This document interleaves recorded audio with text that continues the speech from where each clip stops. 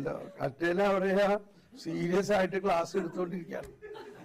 അപ്പൊ കർത്താവ് കാണിച്ചു തരികയാണ് അവിടെ ഒരാൾ മീൻകറി ഉണ്ടായിക്കൊണ്ടിരിക്കുന്നത്, ഇത് കേട്ടുകൊണ്ടിരിക്കുകയാണ്. അപ്പൊ ഞാൻ പറഞ്ഞു മീൻകറി ഉണ്ടാക്കണം, നിർത്തി ഇത് ശ്രദ്ധിക്കാൻ.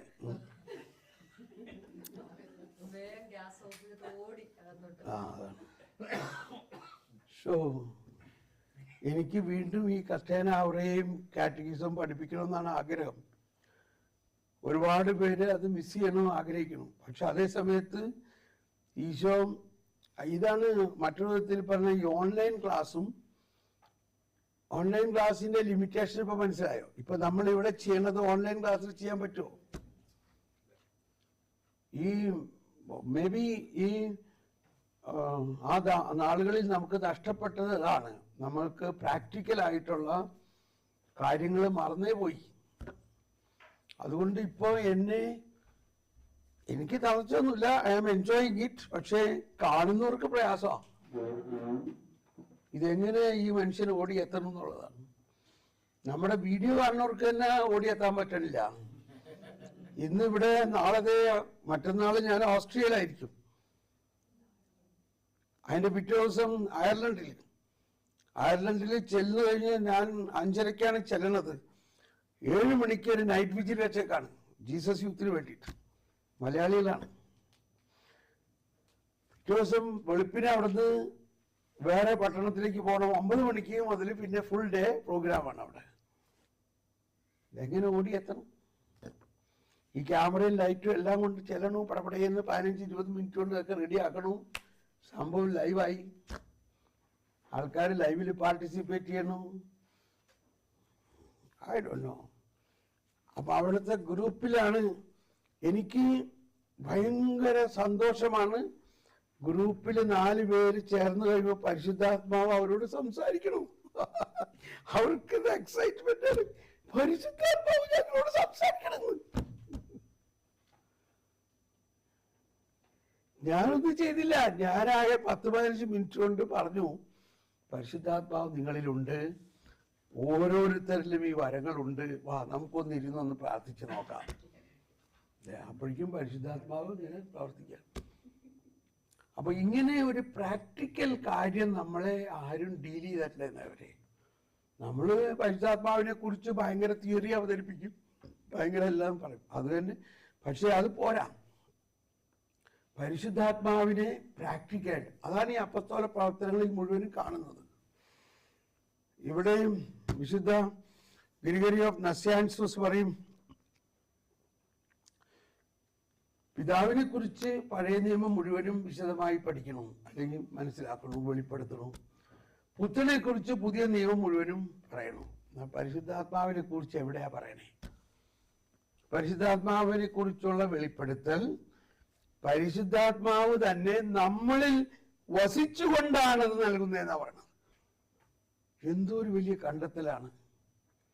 പരിശുദ്ധാത്മാവാണ് പുതിയ നിയമം എന്ന് പറയുന്നത്. 1965 അല്ലോ. അതിന്റെ നമ്പർ വരെ എനിക്ക് കിട്ടണുണ്ടോ? നിങ്ങൾ കാണുന്നുണ്ടോ? നിങ്ങൾക്ക് ആർക്കെങ്കിലും കാറ്റഗറിയിലൊരു നമ്പർ പറഞ്ഞിട്ടോ അവിടെ ഇന്നത് എഴുതിയേക്കണമെന്ന് പറയാൻ പറ്റുമോ? എന്ന് പറഞ്ഞേ, ഏതെങ്കിലും ഒരു നമ്പർ പറഞ്ഞിട്ട് അവരോട് ഇന്ന് എഴുതിയേക്കെന്ന് പറഞ്ഞാൽ. ലിൻസി നമ്പർ അറിയത്തില്ല കണ്ടോ? അപ്പൊ എന്താ പിന്നെ ഇത്രയും നാൾ പഠിച്ചത്? പഠിക്കണം എന്ന് പറഞ്ഞ അർത്ഥം എന്താ? അത് നമ്പർ സഹിതം പഠിക്കണ്ടേ? 1965, 66 എല്ലാം പറയണത് 1900. പുതിയ നിയമം എന്ന് പറഞ്ഞാൽ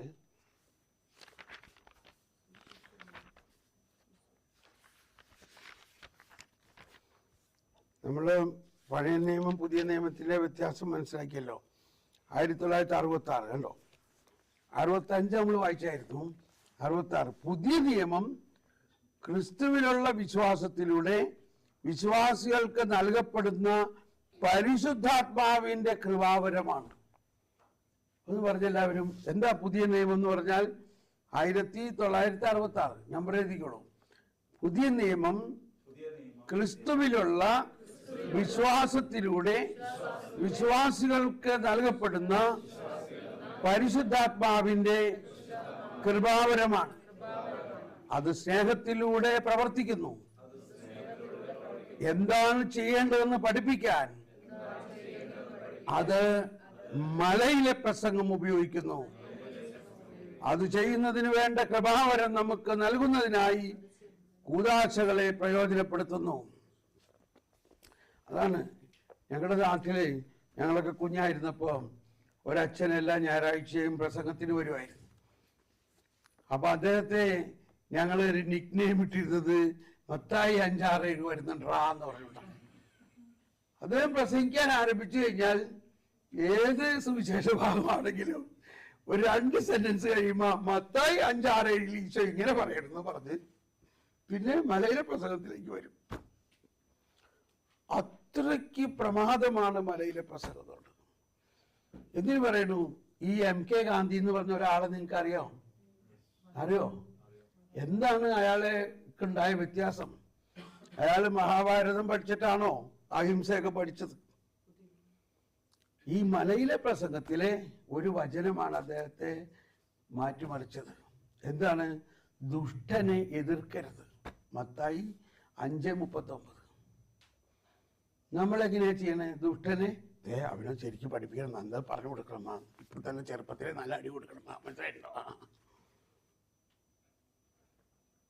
അങ്ങനെയല്ല ഈശോ പറഞ്ഞേക്കണത്. ദുഷ്ടനെ എതിർക്കരുത്. ഒരു കരണത്ത് അടിച്ചവന് വലത് കരണത്ത് അടിച്ചവന് ഇടത് കരണം കാണിച്ചു കൊടുക്കുക. എന്താ അതിന്റെ അർത്ഥം? എന്താ അതിന്റെ അർത്ഥം? സുനിലൊന്നും ഇങ്ങോട്ട് വന്നേ, എന്റെ വലത് കരണത്തൊന്ന് അടിച്ചു നോക്കിയൊന്ന്. എന്റെ വലത് കരണത്ത് അടിക്കണേ, കണ്ടോ? അത് തന്നെ, കറക്റ്റ്. കണ്ടോ? എന്റെ വലത് കരണത്ത് അടിക്കണമെങ്കിൽ ഇയാളുടെ ഇടത് കരം കൊണ്ടേ പറ്റുള്ളൂ. മനസ്സിലായോ? അപ്പൊ ഈ യഹൂദര് പാപികളെ അവരുടെ വലത് കരം കൊണ്ട് അടിക്കില്ല.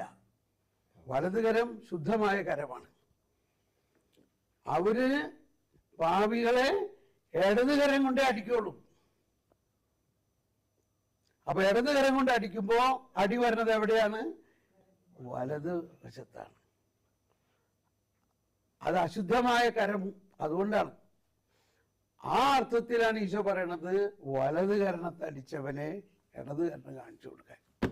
ഇത്രയ്ക്ക് ഫരിസയര് മനുഷ്യരോട് ഒരു നികൃഷ്ടാ മനോഭാവമാണ് ഉണ്ടായിരുന്നത്. ദുഷ്ടനെ എതിർക്കരുത്. ദുഷ്ടനെ എതിർത്ത് കഴിഞ്ഞാൽ എന്ത് സംഭവിക്കും? ഈ റബ്ബർ പന്ത് അടിച്ച് കളിച്ചു പഠിച്ചിട്ടില്ലേ?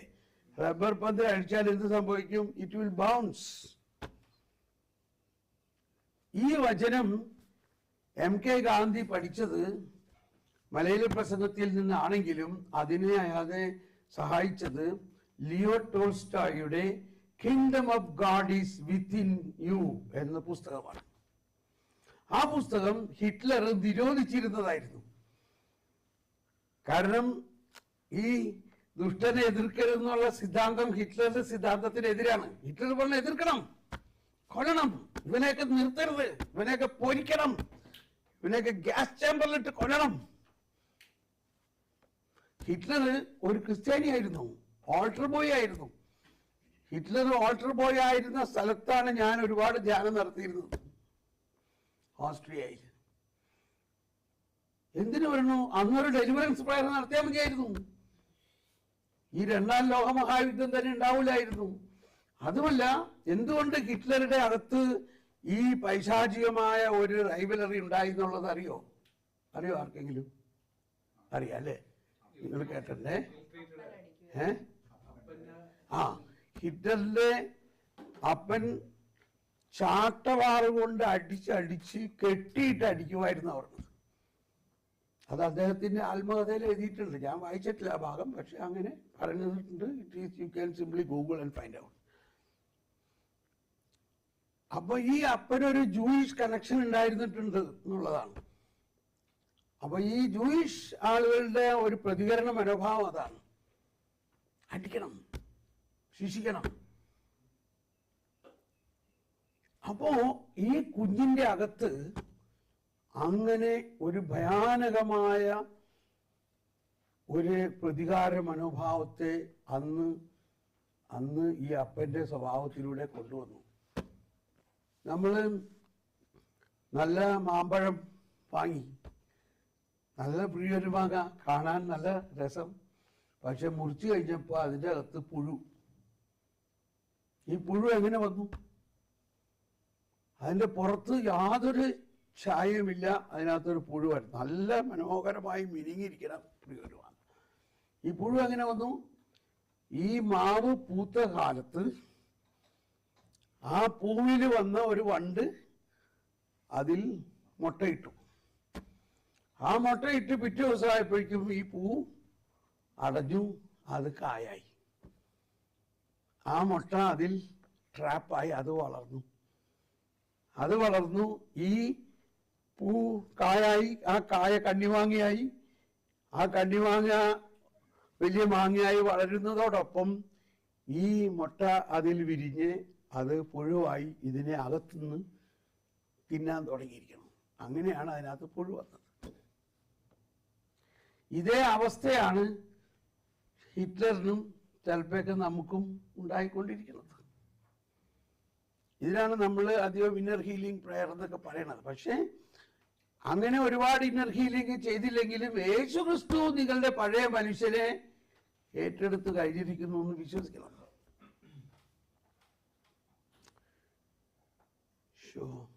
എന്തോ ഒരു ഭയാനകമായ അവസ്ഥയുണ്ടായി. എനിവേ, ഇത് പറയാൻ കാരണം എന്താ? ദുഷ്ടനെ എതിർക്കരുത് എന്ന ഒരു സിദ്ധാന്തം. ഇതാണ് MK ഗാന്ധിയെ ഏറ്റവും സ്വാധീനിച്ചത്. അപ്പോൾ നമ്മൾ സാധാരണഗതിയിൽ ദുഷ്ടനെ എതിർത്താലേ നമ്മൾക്കൊരു വീര്യമുള്ളൂ എന്നുള്ള കാര്യമാണ്. പക്ഷേ ദാറ്റ് ഈസ് അവർ വീക്ക്നെസ്. ദുഷ്ടനെ എതിർക്കുക എന്ന് പറയുന്നത് നമ്മുടെ വീക്ക്നെസ് ആണ്. ദുഷ്ടനെ എതിർക്കാതിരിക്കണമെങ്കിൽ നമ്മളിൽ ആത്മീയ ശക്തി കൂടുതലുണ്ടാകണം. അപ്പോൾ MK ഗാന്ധി എന്ത് പഠിച്ചു? ഈശോയുടെ ഒരു സിദ്ധാന്തം പഠിച്ചു. എന്തെങ്കിലും പ്രശ്നമുണ്ടെങ്കിൽ അതിനെ എതിർക്കുകയല്ല, നിരാഹാര സത്യാഗ്രഹം എന്ന് പറഞ്ഞാൽ ഉപവാസ പ്രാർത്ഥന. എന്തെങ്കിലും പ്രശ്നമുണ്ടെങ്കിൽ ഉടനെ ഉപവാസ പ്രാർത്ഥന. ആ ഉപവാസ പ്രാർത്ഥനയിലൂടെ ആത്മീയ ശക്തി നിറഞ്ഞിട്ട് ആ ആത്മീയ ശക്തിയിലൂടെ അതിനെ എതിർക്കുക. അപ്പൊ ദുഷ്ടനെ എതിർക്കരുതെന്ന് ഈശോ പറയണതിൻ്റെ മറ്റൊരർത്ഥം, നിങ്ങൾ എതിർക്കരുത്. അത് ഞാൻ അതിനുവേണ്ടിയാണ് വന്നേക്കണത്. ഞാൻ വന്നേക്കണത് ദുഷ്ടനെ നശിപ്പിക്കാൻ വേണ്ടിയാണ്. നിങ്ങൾ ദുഷ്ടനെ നശിപ്പിക്കാനുള്ള കഴിവില്ല നിങ്ങൾക്ക്. നിങ്ങൾ മനുഷ്യരാണ്. നിങ്ങൾക്ക് ദുഷ്ടനെ നേരിടാനുള്ള കഴിവ് തന്നിട്ടില്ല. അത് എൻ്റെ കഴിവാണ്, ഞാൻ ചെയ്തോളാം, നിങ്ങൾ ചെയ്യണ്ട. ഇത് മനസ്സിലാക്കിയാൽ തന്നെ വലിയ സമാധാനമാവും. അപ്പോൾ വീട്ടിൽ തന്നെ പിള്ളേർ ചിലപ്പോൾ ചില കുസൃതി കാണിക്കുന്ന നേരത്ത് നമ്മളൊരല്പസമയം ചിന്തിക്കണം, ഇവനെ ഞാൻ എതിർക്കണോ അതോ മിണ്ടാതിരിക്കണോ? അപ്പോൾ ഒരാൾ പറയും, നീ മിണ്ടാതിരിക്കുന്നതുകൊണ്ടാണ് അവനങ്ങനെ കാണിക്കണം, രണ്ട് കൊടുക്കട്ടെ അവിടെ എന്ന് പറയും. അപ്പോഴും നമ്മൾ പറയണം, അത് അവന് ഞാൻ പറഞ്ഞ് മനസ്സിലാക്കിക്കൊള്ളാം, അവൻ ഇച്ചിരി നല്ല മൂഡിൽ വരുമ്പോൾ ഞാൻ പറഞ്ഞവനെ മനസ്സിലാക്കാം, ഡോണ്ട് വറി.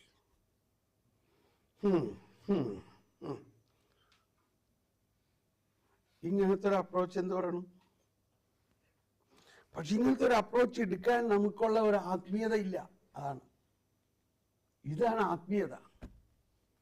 മറിച്ച് എതിർക്കാന്ന് പറയുന്നത് ഒരു ആത്മീയതയല്ല.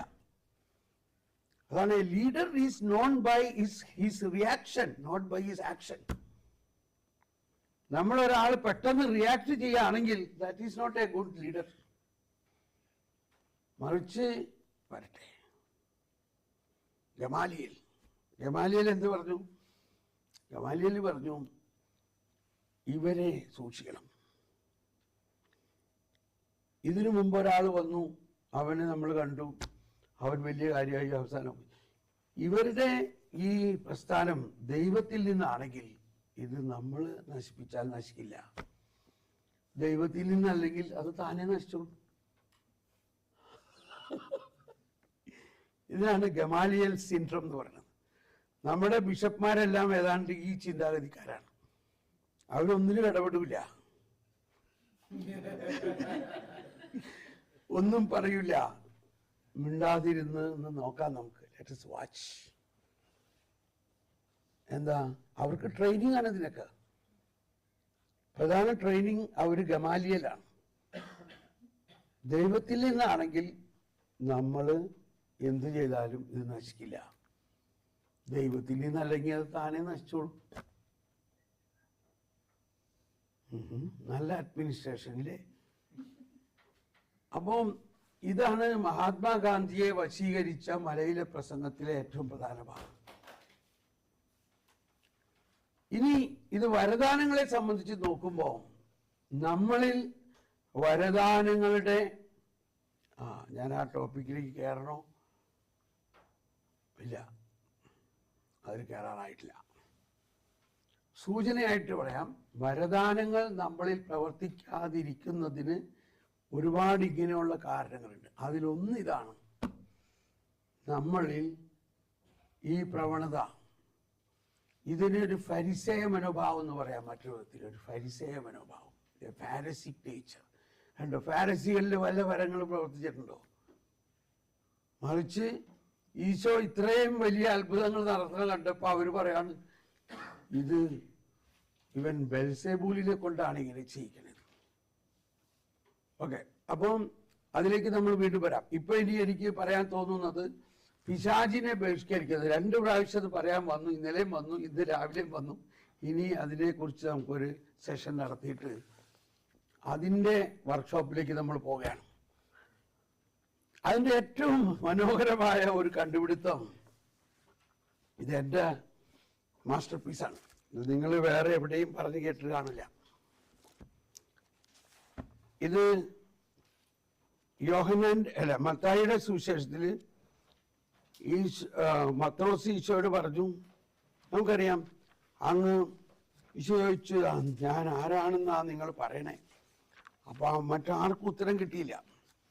ഒരേ വലിയ കാര്യത്തിന് പത്രോസ് കൈവക്കി, നീ ജീവിക്കുന്ന ദൈവത്തിന്റെ പുത്രനായ മിശിഹായാവുന്നു. കർത്താവ് പത്രോസിനെ അഭിനന്ദിച്ചു. ഞാൻ നിന്നോട് പറയുന്നു, നീ ഭാഗ്യവാൻ. മാംസരക്തങ്ങളല്ല, 16-17, സ്വർഗസ്ഥനായ എൻ്റെ പിതാവാണ് നിനക്ക് ഇത് വെളിപ്പെടുത്തി തന്നത്. കണ്ടോ, അപ്പോ ഇത് നിനക്ക് ദൈവം തന്നിരിക്കുന്ന ഒരു വെളിപാട് വരം അനുസരിച്ചിട്ടാണ്. എ ഗിഫ്റ്റ് ഓഫ് റെവലേഷൻ, വെളിപ്പെടുത്തി തരുന്നത് അല്ലേ. നിന്റെ സ്വന്തം കഴിവുകൊണ്ടല്ല ഇത് പറഞ്ഞത്. എന്തുകൊണ്ടാണ് പത്രോസിന് മാത്രം അങ്ങനെ ഒരു വെളിപ്പെടുത്തൽ കൊടുത്തത്? കാരണം പത്രോസിന്റെ വിളി അത്രയ്ക്ക് പ്രധാനപ്പെട്ടതാണ്. ആ വിളി അനുസരിച്ചിട്ടാണ് പിന്നെ ഭർത്താവ്, ഞാൻ നിന്നോട് പറയുന്നു, നീ പത്രോസാണ്. പത്രോസ് എന്ന് പറഞ്ഞാൽ പീറ്റർ, പാറ. ഈ പാറമേൽ, അപ്പൊ ഇവിടെ നമ്മൾ മനസ്സിലാക്കണം, ഈ പത്രോസ് നീ പാറയാവുന്നു എന്ന് പറഞ്ഞിട്ട് ഇവിടെ പറയാണ്, ഈ പാറമേൽ എന്റെ സഭ ഞാൻ സ്ഥാപിക്കുമെന്ന് പറഞ്ഞാൽ പത്രോസാകുന്ന പാറമേലല്ല ഈശോ സഭ സ്ഥാപിച്ചത്. ഇതാണ് പിതാക്കന്മാരുടെ പ്രബോധനത്തിൽ പഠിക്കണമെന്നുള്ളത്. പത്രോസ് നീ പാറയാവുന്നു, ഫുൾ സ്റ്റോപ്പ്. മനസ്സിലായോ? ഈ പാറമേൽ ഞാൻ എന്റെ സഭ പണിയും. ഏത് പാറ? യേശു ക്രിസ്തു ആവുന്ന പാറയാണ്. മനസ്സിലായോ? ഈ പാറമേൽ എന്റെ സഭ ഞാൻ സ്ഥാപിക്കും. ഈശോ ആവുന്ന പാറമേൽ ആണ് ഈശോ ആവുന്ന സഭ പണിയപ്പെട്ടിരിക്കുന്നത്. എന്നാൽ പത്രോസെ നീയും പാറയാണ്. ആ പാറയും കൂടി കൂടാനല്ലേ പറ്റുള്ളൂ. ഇനി നമ്മൾ പറയാൻ പോകുന്നത് അടുത്ത വേറെ കാര്യമാണ്. നരക കവാടങ്ങൾ അതിനെതിരെ പ്രബലപ്പെടുകയില്ല. അപ്പൊ ഇതാണ് സഭയെക്കുറിച്ച് നമുക്കുണ്ടാകേണ്ട ഒരു വലിയ ബോധ്യം. പലരും സഭയെക്കുറിച്ച് വളരെ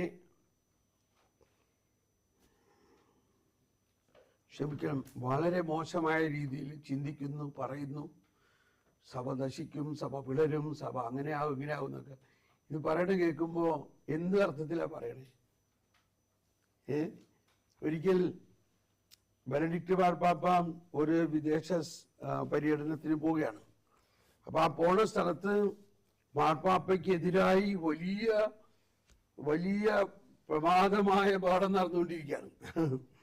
അതിന്റെ മധ്യത്തിലാണ് മാർപ്പാപ്പ അവിടേക്ക് പോണത്. ഒട്ടും ആ സാഹചര്യത്തില് പ്രക്ഷുബ്ധമായ അവസ്ഥയിൽ സാധാരണഗതിയിൽ പോകാൻ പാടില്ലാത്തമായിട്ടുള്ള ഒരു ചിന്തയാണ്. അപ്പോൾ പ്രസ് കോൺഫറൻസിൽ ചോദിച്ചു, holy father, you are going in such a turbulent situation, against you, against the church, there are a lot of obstruction, persecutions. What is your thinking? മാർപ്പാപ്പ കൂളായിട്ട് പറയാണ്, നരക കവാടങ്ങൾ അതിനെതിരെ പ്രബലപ്പെടുകയില്ല എന്നല്ല എഴുതപ്പെട്ടിരിക്കുന്നത്. കൂളായിട്ട്. ഇതാണ് ഈ ബെനഡിക്ട് മാർപ്പാപ്പയുടെ വിശ്വാസത്തെ ഒന്ന് പഠിക്കുമ്പോഴല്ലോ എന്തോ ഒരു സ്ട്രോങ് ആണെന്നുള്ളതാണ്, എന്തോ ഒരു കരുത്താണ് ഓരോ സാഹചര്യത്തിൽ ആ മാർപ്പാപ്പ പറയണ ചില വാക്കുകൾ കേട്ടാൽ. അതിൻ്റെ മാർപ്പാപ്പയുടെ ഡയറക്റ്റ് പ്രീച്ചിങ് നിങ്ങൾ കേൾക്കണം. ഇപ്പൊ ഏത് മാർപ്പാപ്പയുടെയും അവരങ്ങനെ പറഞ്ഞു, ഇവരിങ്ങനെ മാർപ്പാപ്പയെ കുറിച്ച് ഇങ്ങനെ പറഞ്ഞു എന്നുള്ളത് ഒരിക്കലും കേൾക്കരുത്. ഒന്നാമത്തെ കാര്യം, ഒരാൾക്കും മാർപ്പാപ്പയെ കുറിച്ച് പറയാനോ വിമർശിക്കാനോ അധികാരമോ ലോക്കൽ സ്റ്റാൻഡിയോ ഇല്ല എന്ന് നിങ്ങൾ വിശ്വസിക്കണം. അത്രയ്ക്ക് അപ്രമാദിത്വമുള്ള ഒരു റോളാണ് മാർപ്പാപ്പയുടെ. എനിക്ക് ഭയങ്കര പ്രശ്നമാണത്. പ്രശ്നം എന്ന് പറഞ്ഞു കഴിഞ്ഞാൽ എനിക്ക് സഹിക്കാൻ പറ്റില്ല എന്നല്ല, ഞാനങ്ങ് എക്സ്പ്ലോർഡായി പോണ ഒറ്റ പോയിന്റ് അതാണ്. ഒരിക്കൽ ഒരാൾ പറഞ്ഞു, മാർപ്പാപ്പ സിംഗപ്പൂർ വന്നപ്പോ ഒരു കാര്യം പറഞ്ഞത് ശരിയായില്ല എന്ന് പറഞ്ഞു. ഞാൻ പറഞ്ഞു, stop, what did you say, why did you say that? ഞാനങ്ങ് ചൂടായി. എന്താ പറഞ്ഞത്? മാർപ്പാപ്പ സിംഗപ്പൂർ വന്നപ്പോ അങ്ങനെ പറഞ്ഞത് ശരിയായില്ല. ഇത് തീരുമാനിക്കാൻ നീ ആരാ? ആലോചിച്ച് നോക്കി. മാർപ്പാപ്പ പറഞ്ഞത് ശരിയായില്ല എന്ന് തീരുമാനിക്കാനോ പറയാനോ നമ്മൾ ആരാ? അല്ലെങ്കിൽ ഏതെങ്കിലും ഒരു വ്യക്തി അങ്ങനെ പറയുകയാണെങ്കിൽ എന്ത് അധികാരത്തിലാണ് അവർ പറയണേ? മനസ്സിലാവുന്നുണ്ടോ അതിന്റെ സെൻസിറ്റിവിറ്റി? ഇത് നമ്മൾ ന്യൂസിൽ പലരും പറയണത് കണ്ടിട്ടായിരിക്കും നമ്മളിത് പറയണത്. ഇവിടെ നമ്മൾ വളരെ കൺട്രോൾ ചെയ്യണം. ആരും പറയണത് കേൾക്കരുത്. കേൾക്കൂ, മാർപ്പാപ്പ നേരിട്ട് പറയണത് കേൾക്കൂ. അതിനുള്ള സംവിധാനം ഇന്നത്തെ കാലത്തുണ്ടല്ലോ. മാർപ്പാപ്പ പറയണത് നേരിട്ട് കേൾക്കാലോ നമുക്ക്. അപ്പൊ അങ്ങനെ നേരിട്ട് കേൾക്കുമ്പോൾ അതിൻ്റെ അന്തരാർത്ഥം അതിന് മുൻപും അതിന് പിൻപും പറഞ്ഞതിൻ്റെ ഉപോത്ബലകമായിട്ട് കേൾക്കണം. ഒരു സെന്റൻസ് മാത്രം കേട്ടുകൊണ്ട് കാര്യമില്ല. ഇനി കേട്ടിട്ട് നമുക്ക് സംശയം തോന്നുന്നുവെങ്കിൽ അതിന്റെ അർത്ഥം നമുക്കത് മനസ്സിലായില്ലെന്നേ അർത്ഥമുള്ളൂ. നമുക്കത് മനസ്സിലായില്ല. അതിനെക്കുറിച്ച് നാം കൂടുതൽ മനസ്സിലാക്കാൻ പ്രാർത്ഥിക്കണം, പഠിക്കണം. ഇപ്പൊ മാർപ്പാപ്പ അന്ന് പറഞ്ഞത് എല്ലാ മതങ്ങളും യേശുവിലേക്കാണ്. ഇപ്പൊ നമ്മൾ ഇന്നലെ കണ്ടില്ലേ, ഈ എല്ലാ മതങ്ങളും യേശുക്രിസ്തുവിൽ ഉണ്ടോ ഇല്ലയോ? യേശുക്രിസ്തുവിൽ ലോകത്തിലെ സകല ജാതി മതസ്ഥരും യേശുക്രിസ്തുവിലുണ്ട്. ഞാനിപ്പോ ഓർക്കുകയാണ്, ബെനഡിക്ട് മാർപ്പാപ്പ ഓസ്ട്രിയയിൽ വന്നപ്പോ ഞാനുണ്ടായിരുന്നു അവിടെ ആ ജനക്കൂട്ടത്തിൽ. അപ്പൊ ഇപ്പോഴത്തെ കാലത്തെല്ലാം വലിയ സ്ക്രീനല്ലേ, വലിയ സ്ക്രീൻ. അപ്പൊ ഈ എഡിറ്റ് ചെയ്യുന്ന ആൾക്കാര് ഓരോരുത്തരുടെയും ചില എക്സ്പ്രഷൻസ് ഒക്കെ പെട്ടെന്ന് കാണിക്കും. വേണ്ടാത്ത എക്സ്പ്രഷനാണ് അത്, വാസ്തവത്തിൽ കാണിക്കാൻ പാടില്ലാത്തതാണ്. അവരുടെ കുസൃതിയാണത്. ഇതാണ് വേറൊരു സംഭവം, പ്രസ് ഈ എഡിറ്റേഴ്സിന്റെ ഒക്കെ. അപ്പൊ മാർപ്പാപ്പ പറഞ്ഞു, ഈ പൗലോസ്ലീഹയുടെ ലേഖനത്തിൽ 1 തിമോത്തി 1:17 അവൻ യുഗങ്ങളുടെ രാജാവും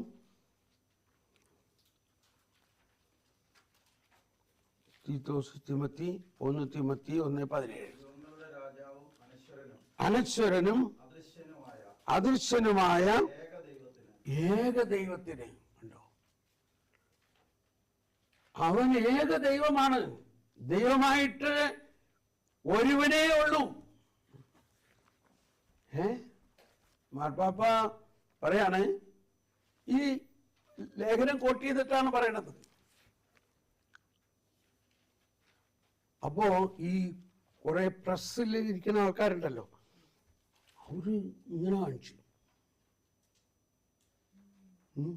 ഇത് ടക്കെന്ന് പറഞ്ഞ് വലിയ സ്ക്രീനിൽ വരികയാണ്. മാർപ്പാപ്പ അത് കാണുകയാണ് അസംഗത്തിനിടയ്ക്ക്. ഉടനെ മാർപ്പാപ്പ ഈ പറഞ്ഞുകൊണ്ടിരിക്കണ ഇത് സ്റ്റോപ്പ് ചെയ്തിട്ട് മാർപ്പാപ്പ പറയാണ്, ഞാനിത് പറയുമ്പോൾ നിങ്ങൾ ആരുടെയും ധാർമ്മിക കോൺഷ്യസിനെ ഞാൻ വേദനിപ്പിക്കുകയല്ല, മറ്റു മതങ്ങളുടെ വികാരങ്ങളെ വേദനിപ്പിക്കുകയല്ല. I am telling you the truth.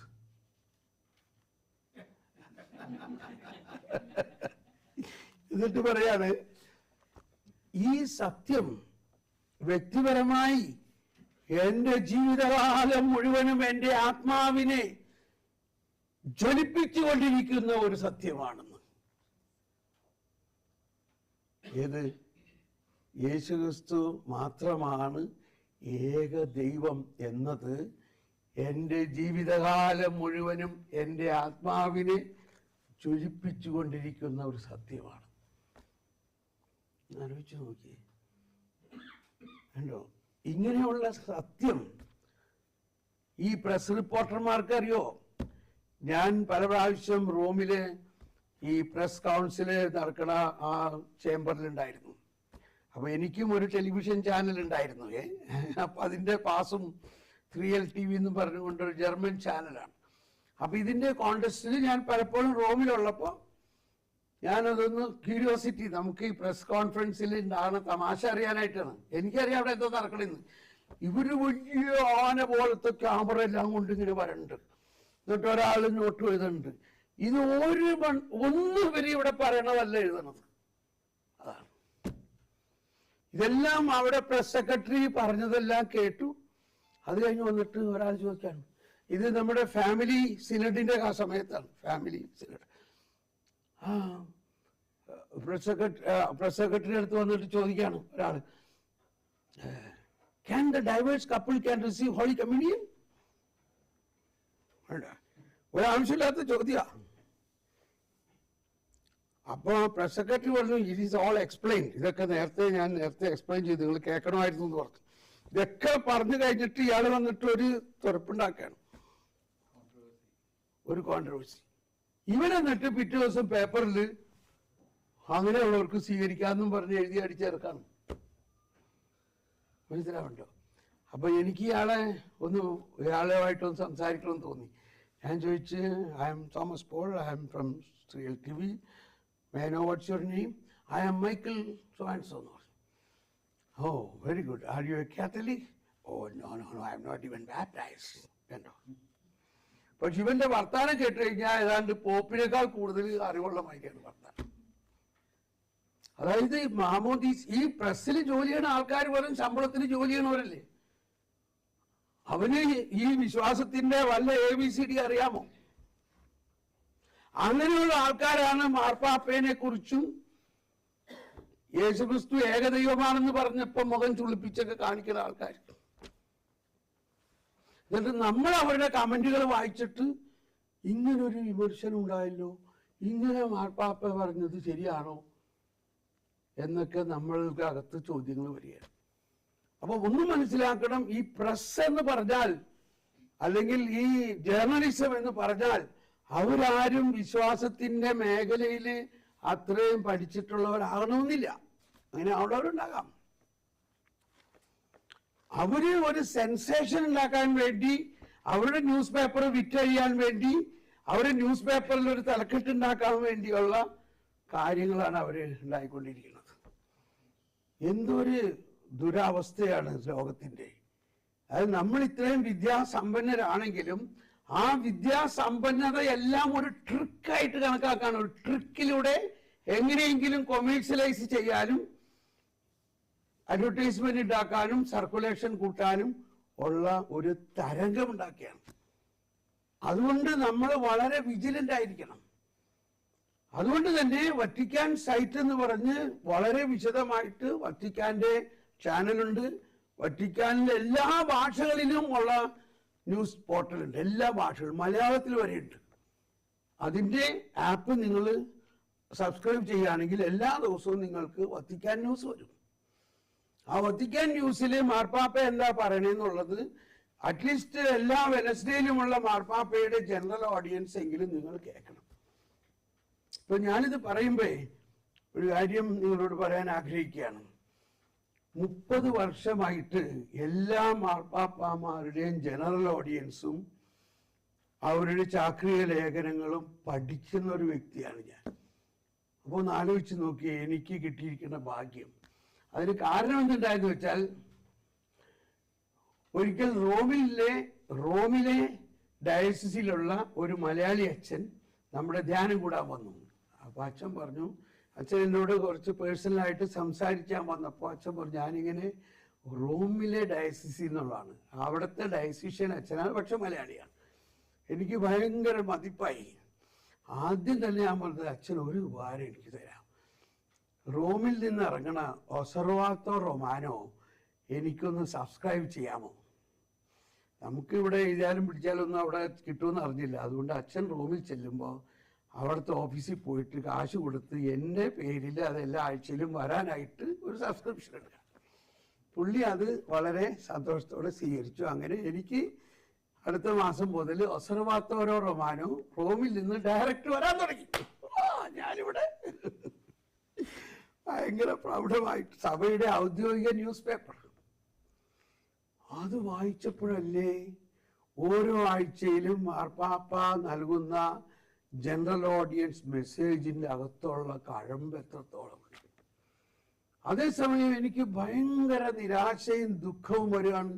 ഇതൊന്നും നമ്മുടെ ഈ സഭയില്, ഈ കേരളത്തില് ആരും അറിയില്ലല്ലോ. ഈ കേരളത്തിൽ വല്ല ബിഷപ്പ് ഹൗസില ജനറലേറ്റിലൊക്കെ വരുന്നുണ്ടാവും, അത് അവിടെ ജനറൽ അച്ഛൻ വായിച്ച് അത് അവിടെ റെഫറൻസിൽ വെച്ചിട്ടുണ്ടാവും.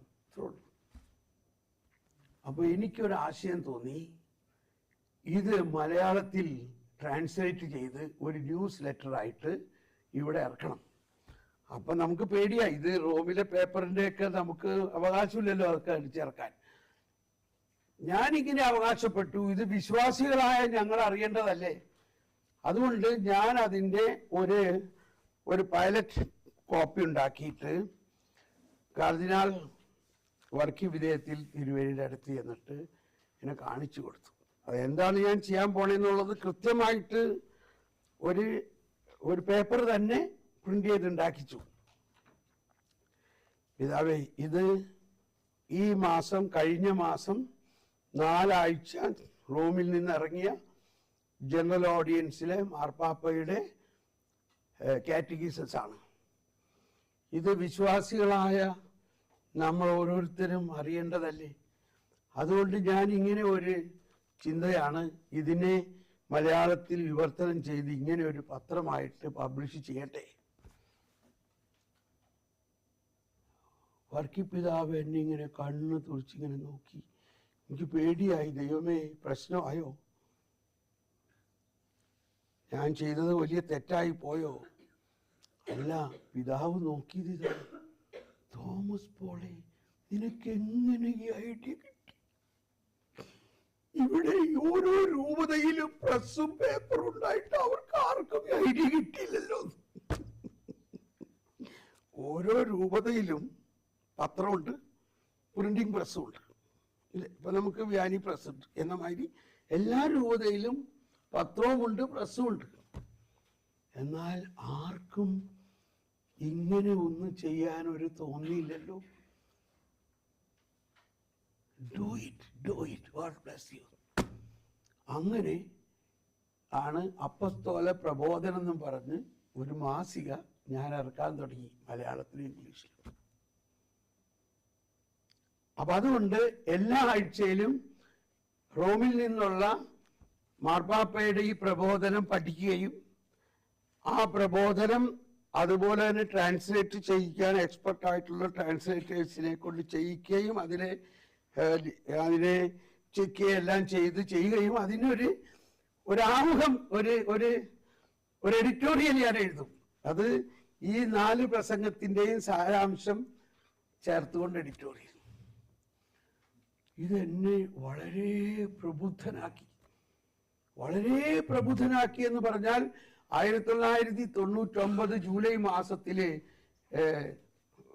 മാസത്തിലെ ഒബ്സർവാത്തോർ റൊമാനയിൽ വന്നിരിക്കുകയാണ് ജോൺ പോൾ രണ്ടാമൻ മാർപ്പാപ്പയുടെ വലിയൊരു പ്രഖ്യാപനം. സ്വർഗം എന്നത് ഒരു സ്ഥലമല്ല, അതൊരവസ്ഥയാണ്. ഇതൊരു അപ്പൊ അന്നത്തെ 1999 മനസ്സിലാക്കണം. ഇത് കണ്ടിട്ട് എനിക്കങ്ങ് ഭയങ്കര ആവേശം കൊണ്ട് അത് മുഴുവനും വായിച്ചപ്പോ കാറ്റഗിസത്തിൽ എഴുതിയേക്കണതാണ് അത് പകുതി എഴുതിയേക്കണത്. ഇത് എന്നിട്ട് ഞാൻ ഇതിനകത്ത് പബ്ലിഷ് ചെയ്യുക മാത്രമല്ല, ഈ സ്വർഗം നരകം ശുദ്ധീകരണ സ്ഥലത്തെ കുറിച്ച് ജോൺ പോൾ മാർപ്പാപ്പ ഇത് പ്രബോധനമാണ്, സഭയുടെ ഒഫീഷ്യൽ കാറ്റഗസീസ് ആണ്. അതിന്റെ ഒരു ബുക്ക്ലെറ്റ് ഉണ്ടാക്കി വിതരണം ചെയ്യാനും തുടങ്ങി.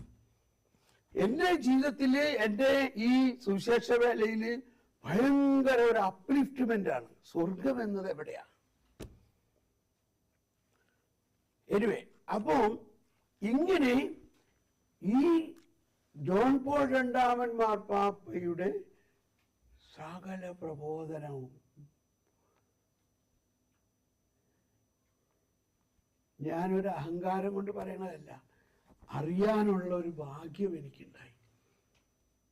അങ്ങനെ ഈ നമ്മുടെ ബിഷപ്പുമാരെല്ലാം എന്നെ കാണുമ്പോ പറയും, തോമസ് പോളെ, you are doing a wonderful work. കാരണം നമുക്ക് അത്യാവശ്യമുള്ളത് മാത്രമേ നീ പബ്ലിഷ് ചെയ്യുന്നുള്ളൂ, ഇത് മുഴുവൻ വായിക്കേണ്ട ആവശ്യമില്ല ഞങ്ങൾക്ക്. ഏത് മാർപ്പാപ്പയുടെ ജനറൽ ഓഡിയൻസ് മാത്രം മതി നമുക്ക്, ബാക്കി അതിനകത്ത് കുറെ ന്യൂസുകൾ ഉണ്ടാവേ. പിന്നീട് എന്തെന്നായെന്ന് വെച്ചാൽ, ഈ ഇന്റർനെറ്റ് പോപ്പുലറൈസ് ആയതോടുകൂടി അതോടൊപ്പം ഈ ഒബ്സർവാത്തോർ റൊമാനയുടെ കോപ്പിറൈറ്റ് കാർമൽ പബ്ലിക്കേഷൻസിന് മേടിച്ചു. പിന്നെ ഇത് ഞാനിവിടെ പബ്ലിഷ് ചെയ്യുമ്പോൾ അതൊരു കോപ്പിറൈറ്റ് കോൺട്രവേഴ്സി ഉണ്ടാകാം. മാത്രമല്ല അത് മലയാളത്തിൽ പബ്ലിഷ് ചെയ്യാൻ തുടങ്ങി ഇവര്. അപ്പൊ ഇത് എല്ലായിടത്തും മിക്കവാറും ബിഷപ്പ് ഹൗസുകളിലൊക്കെ കിട്ടാൻ തുടങ്ങി.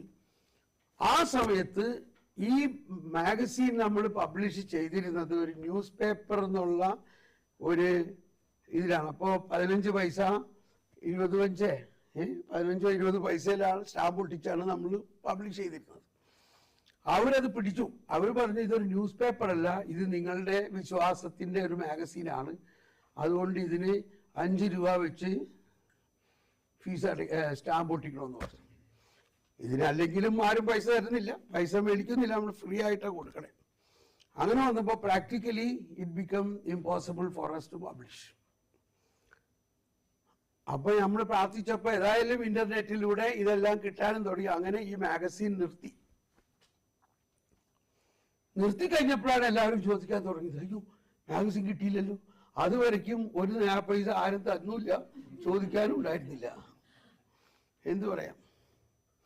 അപ്പൊ ഞാൻ പറഞ്ഞു, അതില് വറ്റിക്കാൻ്റെ ആ വെബ്സൈറ്റിന്റെ ലിങ്ക് അയച്ചു തരാം, അതിൽ നിങ്ങൾക്ക് ഇതെല്ലാം കിട്ടും. ഇപ്പോൾ now it is available in easy form.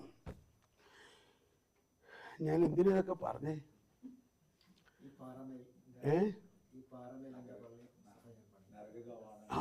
ഈ പാറമേൽ മാത്രമല്ല, നമ്മൾ ഇതിന്റെ പ്രധാന ഒരു കാര്യം ഞാൻ പറയാം, അത് ആ സമയമാകുമ്പോൾ ഞാൻ വീണ്ടും അത് വിശദീകരിക്കാം. നമ്മളിൽ പരിശുദ്ധാത്മാവിന്റെ പ്രവർത്തനത്തെ മന്ദീഭവിപ്പിക്കുന്ന ഏറ്റവും പ്രധാന ഒരു സംഭവം സഭയെയോ സഭാപ്രബോധനത്തെയോ മാർപ്പാപ്പാമാരെയോ ബഹുമാനിക്കാതിരിക്കുമ്പോൾ അത് പരിശുദ്ധാത്മാവിൻ്റെ പ്രവർത്തനത്തെ മന്ദീഭവിപ്പിക്കുന്നു. മനസ്സിലാവുന്നുണ്ടോ? കാരണം പരിശുദ്ധാത്മാവാണ് സഭയെ നയിക്കുന്നതും മാർപ്പാപ്പയെ നയിക്കുന്നതും. സഭാപ്രബോധനം പരിശുദ്ധാത്മാവ് ഇന്ന് സഭയ്ക്ക് നൽകുന്ന ഏറ്റവും വലിയ നയിക്കലാണ്. ഇപ്പൊ ഫ്രാൻസിസ് മാർപ്പാപ്പ പറയും, എത്ര വളരെ വിജയകരമായിട്ടാകാം നിങ്ങളുടെ ശുശ്രൂഷ നടക്കുന്നതെങ്കിലും നിങ്ങൾ എല്ലാ ദിവസവും പരിശുദ്ധാത്മാവിനോട് ചോദിക്കണം, എന്ത് പുതിയ കാര്യമാണ് ഇന്ന് സഭയിൽ ആവശ്യമെന്ന്. അപ്പൊ ഞാനങ്ങനെ ഇങ്ങനെ പറയാം, ഇന്ന് പൈലറ്റ് വിമാനം പറത്തുന്നത് ഇന്നലത്തെ വെതർ റിപ്പോർട്ട് വെച്ചിട്ടല്ലല്ലോ, ആണോ? ഇന്ന് പൈലറ്റ് വിമാനം പറപ്പിക്കണമെങ്കിൽ ഇന്നത്തെ വെതർ റിപ്പോർട്ട് വേണം. ഇത്രയ്ക്ക് കൃത്യമായിട്ട് പരിശുദ്ധാത്മാവിനെ നമ്മൾ ഫോളോ ചെയ്യണം. ഇന്ന് ഏഞ്ചൽസ് ആർമിക്ക് എന്താണ് പരിശുദ്ധാത്മാവ് പറയണത്? ഇന്ന് നമ്മൾ ഓരോരുത്തരോടും പരിശുദ്ധാത്മാവ് എന്താ പറയണേ? എന്താ? അത്രയ്ക്ക് കൃത്യമായിട്ട് നമ്മൾ പരിശുദ്ധാത്മാവിനെ ശ്രവിക്കണമെന്നാണ് മാർപ്പാപ്പ പറഞ്ഞത്. ഓക്കെ, ഇനി നമ്മുടെ ഡെലിവറൻസ് മിനിസ്ട്രിയിലേക്ക് വരികയാണ്. എന്തേ? എനിക്ക് ചൂടൊന്നുമില്ല, ഞാൻ അല്ലെങ്കിലും ചൂടനാണ്. എനിക്ക് ചൂടൊന്നും ഒരു പ്രശ്നമല്ല. വെയിലത്ത് മുളച്ചതിന് അല്ല, തീയിൽ മുളച്ചതിന് വെയിലൊന്നും ഒരു പ്രശ്നമല്ല. അവിടുത്തെ ചൂടാവട്ടെ, നീ എന്തിനാ വിഷമിക്കണേ? നമ്മൾ കേരളത്തിലല്ലേ, ഇന്ത്യയിലല്ലേ? AC ഒക്കെ അവിടെ ഇരിക്കട്ടെ.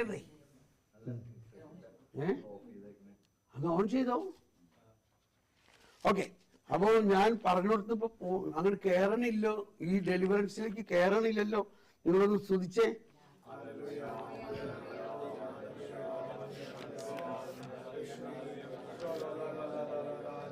ഒന്ന് എഴുന്നേറ്റ് സ്തുതിച്ചേ. ഇനി നിങ്ങൾ വേറെ ഒന്നും ചിന്തിക്കണ്ട. ആയിക്കോട്ടെ.